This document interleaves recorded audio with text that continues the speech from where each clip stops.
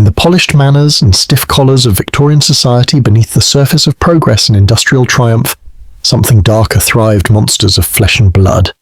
The 19th century was not merely an age of empires and innovation, it was the dawn of modern murder. Welcome to the Forgotten.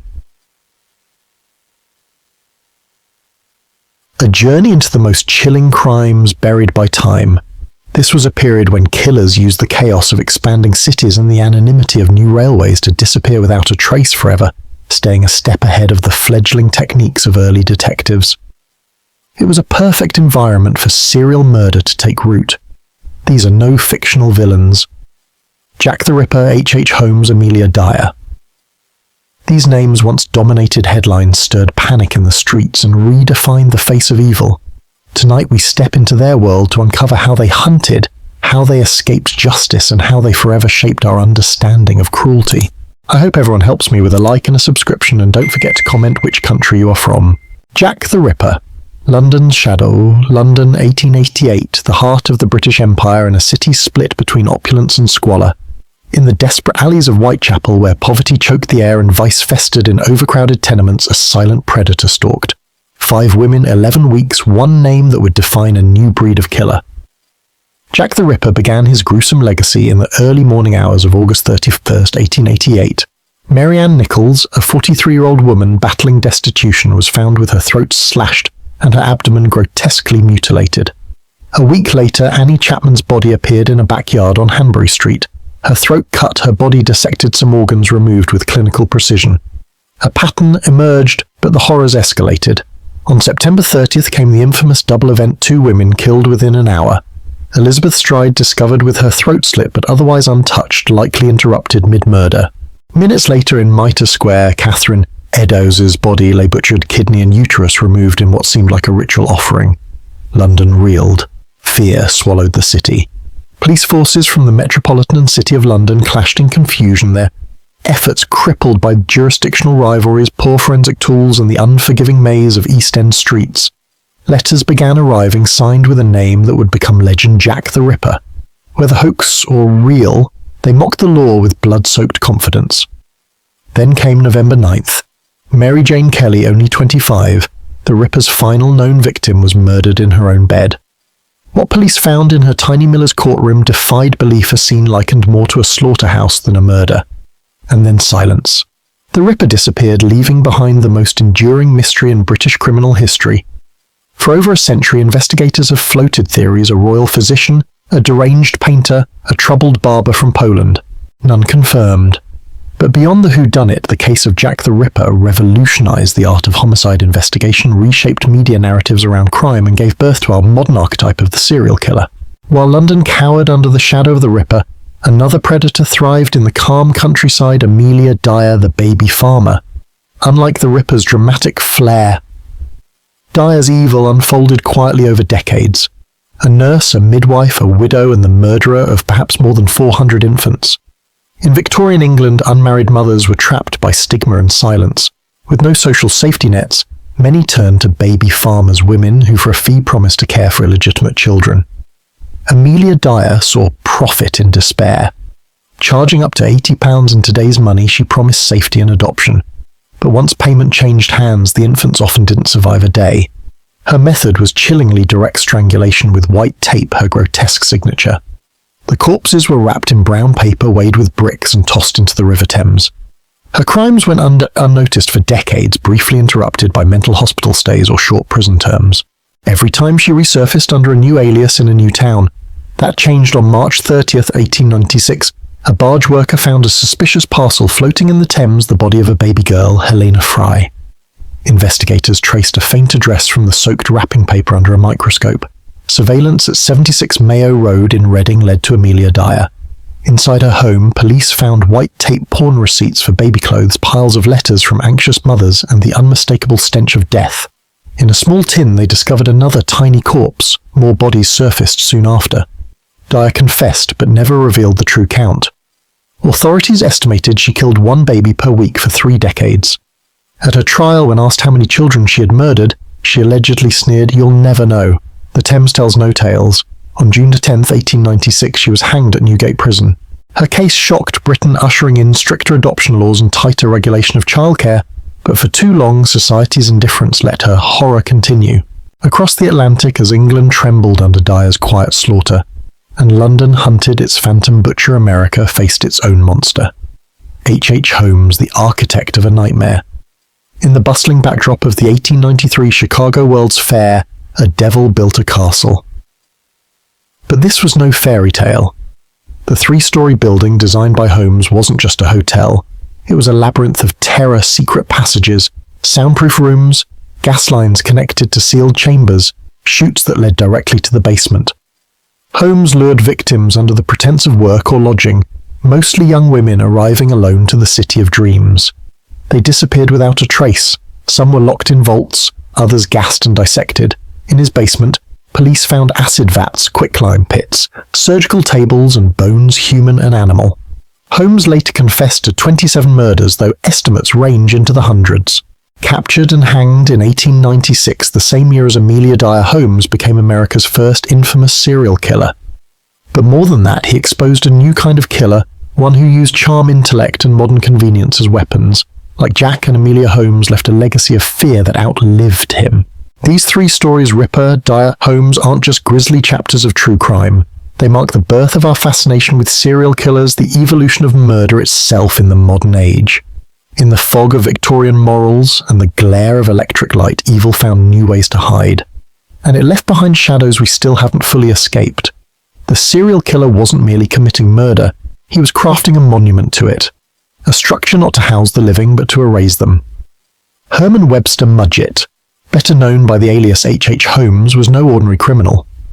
A polished, articulate physician and businessman, Holmes was also a swindler, seducer, and architect of one of the most diabolical buildings in American history, a structure the press would dub the Murder Castle. Between 1887 and 1801 in Chicago's Englewood neighborhood, Holmes erected a 3-story edifice that to passing eyes appeared to be nothing more than a pharmacy with upstairs rental rooms, but within its walls he designed a labyrinth meant for death. More than 100 windowless rooms, corridors that ended in brick walls, stairways leading nowhere, and doors that opened into emptiness gave the place an almost supernatural menace.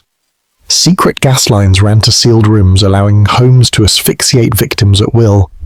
Alarms alerted him if anyone attempted escape. Chutes led directly from the upper floors to a nightmare basement where vats of acid, pits of quicklime, and a crematorium awaited. It wasn't a home or a hotel, it was a machine, one built for slaughter. And when the 1893 World's Columbian Exposition flooded Chicago with young, hopeful travelers, Holmes's castle stood ready. He placed ads offering rooms for rent with a preference for young women arriving alone. Many checked in, very few were ever seen again. Among the known victims were Julia Connor, Holmes's mistress, and her daughter Pearl, Emmeline Segrand, his secretary, and the Williams sisters Minnie and Nanny, who had the misfortune of possessing property Holmes wanted, but those names were just the surface. Holmes's fall began not through murder but fraud. In 1894 he killed his business partner Benjamin Petezel in a staged accident to cash in on a $10,000 life insurance policy. But the scheme didn't stop there. Holmes convinced Petezel's widow to allow 3 of her children, Howard, Nellie, and Alice, to accompany him. He led them on a grotesque cross-country journey, eliminating the children one by one. Howard's body was later found mutilated in a house in Indianapolis. The girls were buried beneath a cellar floor in Toronto. Holmes was arrested in Boston on November 17, 1894, initially for fraud, but investigators soon uncovered a chilling pattern. Officially, Holmes was convicted only for Petezel's murder, but he confessed to 27 killings. Later he claimed the number was over 130. On May 7, 1896, H. Holmes was hanged at Moyamensing Prison in Philadelphia. His final wish was for his body to be encased in concrete to prevent anyone from dissecting him, a dark irony for a man who had dissected so many himself. In 1895, the murder castle mysteriously burned. Only the pharmacy on the first floor survived. Today the site is home to a post office, though whispers persist of strange sounds from the basement. Perhaps echoes of the souls lost within its walls. While Holmes haunted the bustling city, another nightmare played out on the American frontier. In the desolate prairie of Kansas's Labette County, a different kind of horror took root, a family of killers known as the Bloody Benders. In 1871, to the Benders, Father John, Mother Almira, son John Jr., and daughter Kate opened a modest inn and grocery along the Osage Trail, a common stop for weary travelers. Few who entered ever left. Their cabin was split by a canvas curtain. The front served as store and dining area, the back their living quarters. Kate, young and attractive, claimed to be a healer and spiritualist, offering seances to draw in visitors. Her charm masked the brutality that followed. Guests, usually men traveling alone, were invited to dine seated in a particular chair facing away from the curtain. As they ate, one of the benders crept up behind and smashed the victim's skull with a hammer. Their throat was then cut.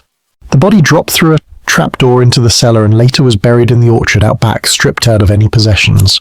The bender's killing spree might have continued indefinitely if not for a missing man, Dr. William York. He had vanished while searching for two other travelers. His brother, Kansas State Senator Colonel Alexander York, launched a personal investigation. After questioning the benders, he grew suspicious. In April 1873, local leaders held a community meeting to organize searches of each homestead. But before their property could be searched, the benders vanished. Authorities discovered the house abandoned, the curtain still swaying and the cellar beneath the trapdoor stained with blood. Outside in the orchard, they began uncovering graves. What they found would haunt the nation, and the benders, like ghosts, were never seen again. The land itself seemed to recoil in horror. Behind the Bender family's simple frontier cabin, the orchard bore silent witness to unspeakable violence. Freshly disturbed soil marked shallow graves scattered across the property. As searchers began to dig, the gruesome reality emerged, body after body exhumed from the Kansas dirt. At least 11 confirmed victims were uncovered, though many believe the true number may have been as high as 21. All showed the same chilling signature blunt force trauma to the skull followed by a slashed throat. Blood had soaked deep into the cabin's cellar floor, a grotesque testament to how many had died there. Among the dead was Dr. William York, the missing man whose disappearance set off the chain of events that finally exposed the murderous family. A manhunt on a scale rarely seen in frontier America followed. A staggering $3,000 reward was offered, a fortune at the time. Telegraph wires carried descriptions of the benders across the country. Yet despite the massive search, the family disappeared without a trace. Their fate became one of America's great unsolved mysteries. Theories flourished. Some believed vigilantes had caught and killed the benders, quietly burying them to avoid further scandal. Others thought the family fled westward, blending into the ever-shifting populations of the frontier, or even escaped overseas. Over the years, reports surfaced, claiming members of the Bender family had been arrested in distant states or abroad, but none could be confirmed. Eventually, the infamous cabin was dismantled by curiosity seekers and souvenir hunters. The orchard fell silent, reclaimed by the tall grasses of the prairie. In more recent times, archaeologists have excavated the site hoping to find answers, but the Benders' ultimate fate remains unknown. Their story endures a bloody legend of the Wild West, equal parts horror and mystery. But the rise of serial murder was not limited to America or Britain. Across the globe, the Victorian era gave birth to a chilling variety of killers, each shaped by their own cultural worlds, yet disturbingly similar in their rituals, compulsions, and brutality. In France, Joseph Vacher, later dubbed the French Ripper, wandered the countryside from 1894 to 1897, a lone predator hiding in plain sight. With his twisted mouth the result of a failed suicide attempt and a vagabond's appearance, Vacher moved from village to village, killing as he went. His victims, young shepherds, farm workers, and adolescents, were easy prey in the isolated expanses of rural France. His attacks were vicious, often sexually motivated with signs of mutilation and bite marks. Unlike his urban counterparts, Vacher used the wide open spaces of the countryside to vanish after each kill. When he was finally caught in 1897 after attempting to assault a woman, authorities conducted one of the earliest psychological evaluations in criminal history. Forensic expert Alexandra Lacassagne examined Vacher ultimately, declaring him sane and fully accountable for his crimes. Vacher was executed by guillotine on December 31, 1898. His trial became a milestone in criminal psychology, setting important precedents for the study of serial murder. In Spain's Álava province, a different horror unfolded. From 1870 to 1879, a seemingly average farmer named Juan Díaz de Garello terrorized the countryside. Known as El Sacamantecas, the fat extractor, he began by targeting prostitutes, but soon turned his violence on any woman he encountered alone. His crimes involved sexual assault, brutal killings, and in some cases disembowelment. The nickname was borrowed from local legends about monstrous figures who harvested human fat for magical purposes a myth Garayo used to deflect suspicion and stoke public fear. Captured in 1879 after a witness identified him, Garayo confessed under interrogation. His trial attracted national attention, especially as doctors examined him for physical signs of criminality, a practice rooted in the early flawed science of phrenology and degeneration theory. On May 11, 1881, Garayo was executed by garrote at the Penal del Polvorin. In a final grotesque twist, his brain was preserved and studied in an effort to understand the biology of evil, an early if misguided step toward the modern science of forensic profiling. Not all Victorian-era atrocities came from those who killed the living. In the quiet French town of Le Mouilly, Victor Ardisson committed crimes that defied even the boundaries of death. A gravedigger by trade, Ardisson was not technically a murderer, but his offences were no less horrifying. Between 1900 and 1901, Ardisson exhumed the bodies of recently buried young women and girls. He took them to his attic, where he committed repeated acts of necrophilia. In some cases, he removed and kept body parts as trophies. The stench of decomposition eventually drew attention from neighbours. When police investigated, they found the body of a 3-year-old girl in Ardisson's home and soon uncovered the extent of his crimes. Psychiatrist Alexis Apollard conducted an extensive evaluation, publishing his findings in a groundbreaking thesis. Ardisson's case was one of the first medical studies to link necrophilia with the mythos of vampirism, bridging the gap between folklore and criminal pathology. These men, Vacha, Garayo, Ardisson, were products of their environments and times, but their crimes transcended borders. Whether cloaked in superstition hidden in the countryside or masked by the charm and intellect, they represent a dark chapter in human history. The Victorian era, for all its refinement and progress, also pulled back the curtain on something primal. These killers scattered across continents helped shape the field of criminal psychology and left behind a haunting global legacy, one still studied, still feared, and still not fully understood. Victor Ardisson's case didn't end with sensational headlines. It became a watershed moment in psychiatric history. After his arrest, a psychological survey deemed him insane, and instead of facing criminal prosecution, he was confined to the Pierre Fugay Asylum, where he remained until his death in 1944. This marked the first time necrophilia was formally treated as a medical condition, rather than a purely criminal one. His case laid the foundation for the clinical study of paraphilias, and helped shift the perception of such crimes from moral deviance to psychological disorder. But Victorian horrors were not confined to Europe and North America.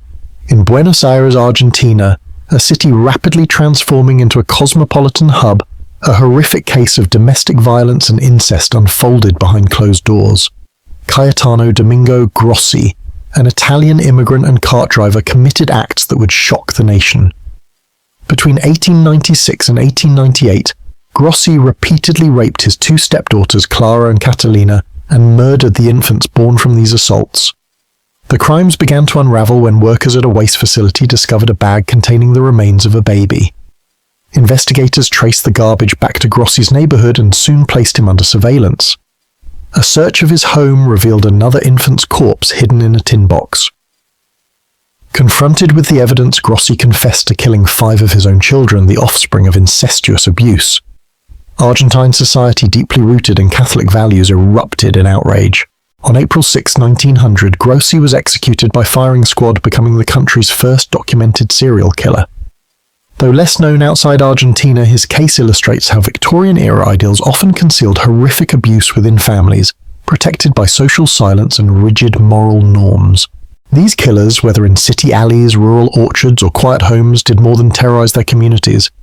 They revealed just how unprepared the justice systems of the time were to deal with repeat killers.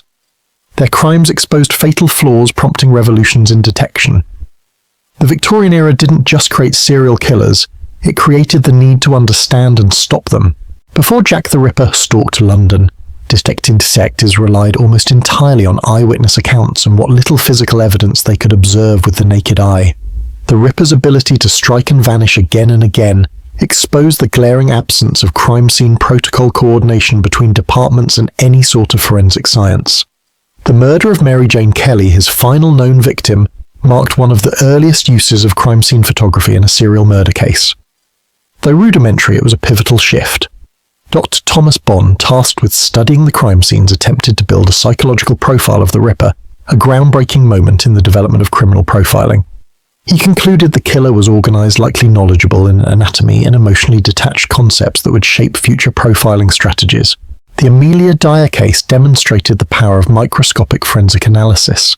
Detective Constable Anderson examined the damp wrapping paper found with the body of baby Helena Fry and discovered a faint address invisible to the naked eye. That single clue led authorities to Dyer's home and broke open one of the most prolific serial murder cases in British history. Poisoners like Mary Ann Cotton, who killed family members with arsenic, pushed the development of forensic toxicology. The invention of the Marsh test in 1836 finally allowed investigators to detect arsenic, reliably closing a loophole that had let poisoners slip through the cracks for years. Holmes's elaborate cross-state crimes necessitated unprecedented investigative cooperation. The Pinkerton Detective Agency coordinated with law enforcement across several jurisdictions, using the telegraph, making Holmes's case one of the earliest examples of truly national criminal coordination.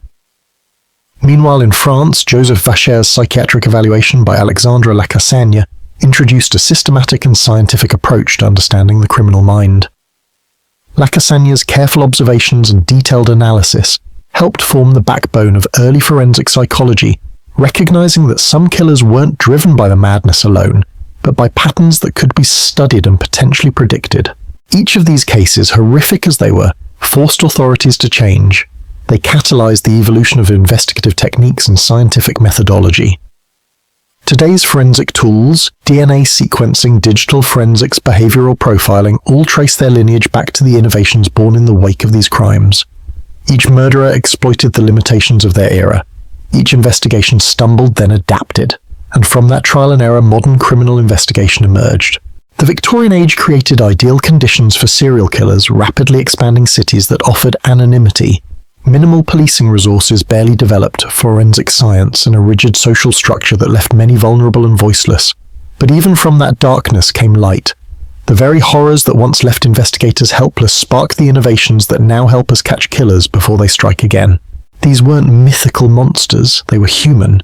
Jack the Ripper, Amelia Dyer, H.H. Holmes, the Bloody Benders, Joseph Vacher, Cayetano Grossi. They exposed society's blind spots and forced entire nations to reevaluate how they responded to evil. And our continued obsession with these killers isn't merely rooted in fear or fascination, it's recognition. These cases mark the genesis of modern criminology, the very beginnings of how we define, study, and confront serial murder. They remind us that evil often hides in plain sight. But they also remind us that we are capable of learning, adapting, and defending ourselves against it. If you found this deep dive into history's darkest minds compelling, don't forget to subscribe to our channel and turn on notifications. New stories are always just around the corner. Thank you everyone for watching the whole video. Please like and subscribe to watch more good videos.